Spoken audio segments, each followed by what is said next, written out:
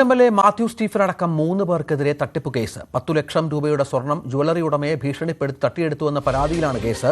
തൊടുപുഴ പോലീസാണ് കേസെടുത്തത്. നിർധന കുടുംബത്തെ സഹായിക്കാൻ സ്വർണം കടമായി വാങ്ങി നൽകിയതെന്നും മറ്റു കാര്യങ്ങൾ അറിയില്ലെന്നും മാത്യു സ്റ്റീഫൻ പ്രതികരിച്ചു. പി എ സാഗർ ചേരുന്നു. സാഗർ, എന്താണ് കേസ്? പോലീസാണ് മുൻ എം.എൽ.എ. കൂടിയായ മാത്യു സ്റ്റീഫൻ ഒന്നാം പ്രതിയായി എഫ്ഐആർ ഇപ്പോൾ രജിസ്റ്റർ ചെയ്തിരിക്കുന്നത്. തൊടുപുഴയിലെ ഒരു സ്വർണ്ണക്കട ഉടമയെ പറ്റിച്ചു സാമ്പത്തികമായി തട്ടിപ്പ് നടത്തി എന്നതാണ് ഇയാൾക്ക് ഉൾപ്പെടെയുള്ള ഇതിലുള്ള കേസ്.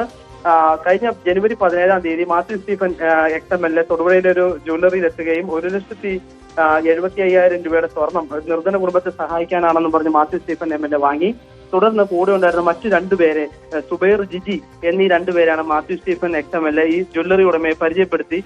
പിന്നീട് അടുത്ത ദിവസം ജനുവരി 27-ാം തീയതി ഈ രണ്ടുപേരും, ഈ പറഞ്ഞ സുബൈറും ജിജി ഉൾപ്പെടെയുള്ളവർ ഈ സ്വർണ്ണക്കടയിൽ എത്തുകയും 10 ലക്ഷം രൂപയുടെ സ്വർണം വാങ്ങിക്കുകയും ചെയ്തു. എന്നാൽ പണം ഇവർക്ക് നൽകിയില്ല. ഈ പണം തിരികെ ചോദിച്ചപ്പോഴാണ് പീഡന പരാതി കൊടുക്കുമെന്ന് പറഞ്ഞ് ഈ ജ്വല്ലറി ഉടമയെ ഇവർ ഭീഷണിപ്പെടുത്തുകയും ഇത് കൂടാതെ ഈ കേസ് കൊടുക്കാതിരിക്കണമെങ്കിൽ വീണ്ടും 10 ലക്ഷം രൂപ ഇവർക്ക് നൽകണമെന്നും ജ്വല്ലറി ഉടമ ഇവർ ഭീഷണിപ്പെടുത്തിയിരുന്നു. ഇത് സംബന്ധിച്ച് തൊടുപുഴ പോലീസിൽ പരാതി നൽകിയിരുന്നു. ഇതിനിടെയാണ് ഈ കേസിലുള്ള മറ്റ് 2 പ്രതികളായ സുബൈർ, ജിജി എന്നിവരെ കഴിഞ്ഞ ദിവസം കോട്ടയം പോലീസ് മുക്കുവണ്ടൻ പ്രണയം തട്ടിപ്പ് നടത്തിയ ഒരു കേസിൽ അറസ്റ്റ് ചെയ്യുന്നത്. ഈ അറസ്റ്റ് രേഖപ്പെടുത്തിയപ്പോഴാണ് തൊടുപുഴയിൽ ഇത്തരത്തിലൊരു കേസുണ്ടെന്ന് അറിയുന്നതും ഇതിൽ മാത്യു സ്റ്റീഫൻ എക്സ്-എം.എൽ.എ. ഒന്നാം പ്രതിയാക്കി പോലീസ് കേസ് രജിസ്റ്റർ ചെയ്തതും ഇതിന്മേലുള്ള നടപടികൾ അന്വേഷണം പോലീസ് നടത്തി വരികയാണ്. Mathew Stephen X-MLA. ഇക്കാര്യത്തിൽ താൻ ഈ പ്രതികൾ രണ്ടുപേരെ പരിചയപ്പെടുത്തിയെന്നല്ലാതെ മറ്റൊരു കാര്യങ്ങളും തനിക്ക് അറിയില്ലെന്നുമാണ് മാത്യു സ്റ്റീഫൻ പറഞ്ഞത്.